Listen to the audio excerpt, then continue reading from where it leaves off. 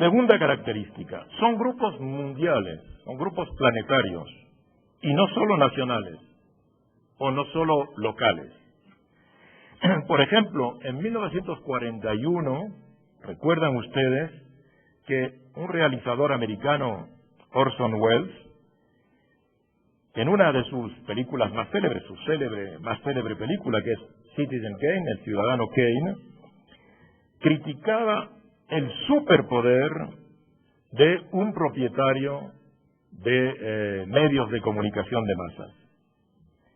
Pero hoy nos damos cuenta cuando comparamos, por ejemplo, una personalidad como Rupert Murdoch a la de Citizen Kane, que en definitiva el señor Kane no era más que el propietario de unos cuantos periódicos de papel en un solo país. Es decir, disponía de un poder muy pequeñito, aunque no por ello dejaba de ser eficaz localmente, evidentemente, pero muy pequeño si lo comparamos con los archipoderes de los megagrupos mediáticos de nuestro tiempo. Hoy, estas hiperempresas poseen todos los sectores mediáticos en muchos países, en casi todos los continentes, y por consiguiente, estos megagrupos son ahora actores centrales de la globalización económica. Y su capacidad de adquirir aún más poder mediante una mayor concentración sigue aumentando. Porque en muchos países, en Estados Unidos en particular, las leyes antitrust, las leyes que limitan la concentración de empresas o la fusión de empresas, se han suprimido. Por consiguiente, la globalización, lo que llamamos globalización, es también la globalización de los medios de comunicación y de información. Y estos megagrupos mediáticos ya no se plantean como objetivo cívico el de ser un cuarto poder para corregir los disfuncionamientos de la democracia y perfeccionar el sistema democrático. El sistema democrático es el único sistema político perfectible. Pero ya estos grupos no desean ser este cuarto poder, ni se proponen siquiera actuar como un contrapoder. Podríamos decir que estos grupos constituyen un eventual cuarto poder en la medida en que este cuarto poder se ha venido a añadir, se ha venido a sumar a los otros poderes existentes, legislativo, ejecutivo, judicial, al poder político, al poder económico, para aplastar a su vez como poder suplementario al ciudadano, no para ayudar al ciudadano contra los poderes tradicionales, sino se ha sumado a los poderes tradicionales para oprimir al ciudadano. Por consiguiente, la cuestión cívica que se plantea hoy es cómo resistir, cómo reaccionar, cómo oponerse frente a lo que fue durante mucho tiempo el único poder del que disponían los ciudadanos en un marco democrático para oponerse a los poderes dominantes. ¿Cómo resistir frente a la ofensiva de este nuevo poder que en cierta medida ha traicionado al ciudadano y se ha pasado al adversario? Pienso que lo que se debería hacer, como se recordaba hace un instante en la presentación, es crear efectivamente un quinto poder. Yo he preconizado la creación de este quinto poder, un quinto poder que nos permita oponer una fuerza cívica ciudadana a esa nueva alianza de poderes contra los ciudadanos. Un quinto poder cuya función sería la denuncia del nuevo superpoder de los medios, de las grandes industrias mediáticas, vectores y cómplices de la globalización. Esos medios que hoy, en algunas circunstancias, no solo han dejado de defender al ciudadano, sino que a menudo actúan contra el pueblo y contra los ciudadanos.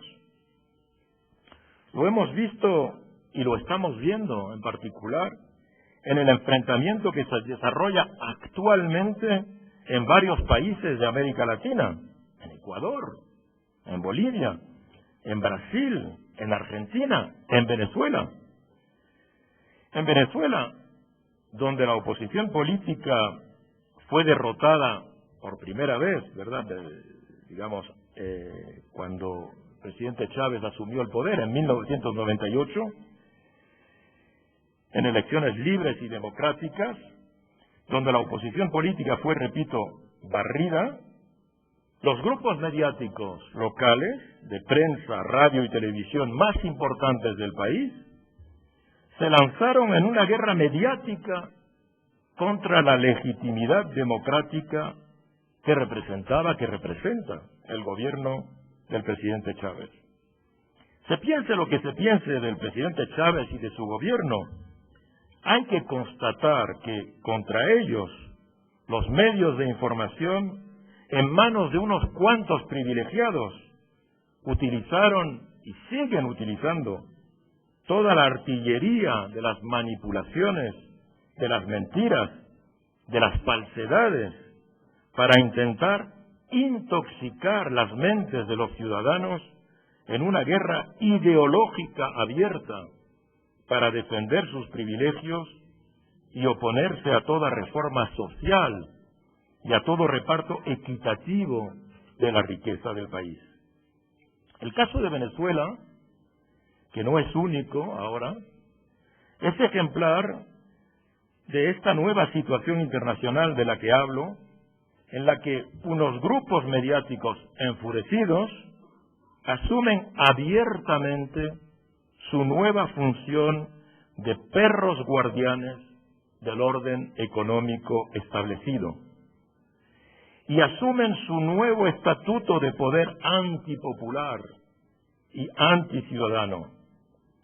Esos latifundistas mediáticos no se asumen solo como poder mediático, sino sobre todo como poder ideológico. Un poder ideológico que trata de contener las reivindicaciones populares y que ambiciona apoderarse del poder político, como se ha hecho en otros lugares, democráticamente. Por ejemplo, como lo hizo en Italia Silvio Berlusconi. Silvio Berlusconi constituyó primero una gran fortuna, se transformó en la primera fortuna del país, de su país, se transformó en el primer grupo mediático de su país, dominando la prensa, la radio, la televisión, la publicidad. Y una vez que tenía el poder económico y el poder mediático, democráticamente ganó las elecciones y las ha ganado por 4 veces sucesivas. Y así ha ocurrido en otros países, en el Líbano con el señor Harari, por ejemplo, etcétera.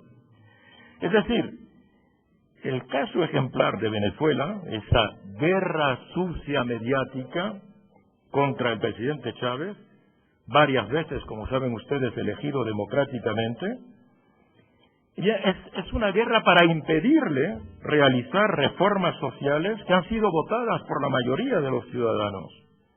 Esa manera de oponerse, de sabotear el resultado de las elecciones democráticas, es lo que en los años 1970 hizo, por ejemplo, en Chile, el diario El Mercurio contra el gobierno democrático de Salvador Allende, hasta provocar su derrocamiento. O lo que hizo en los años 1980 el diario La Prensa en Nicaragua contra los sandinistas, hasta provocar también que perdieran las elecciones. O la misma campaña que actualmente los grandes medios privados están llevando a cabo en Ecuador, en Bolivia, en Brasil, en Argentina, contra toda reforma democrática que modifique la jerarquía del poder y la distribución de la riqueza. Repito, ya no son solo los poderes de la oligarquía tradicional los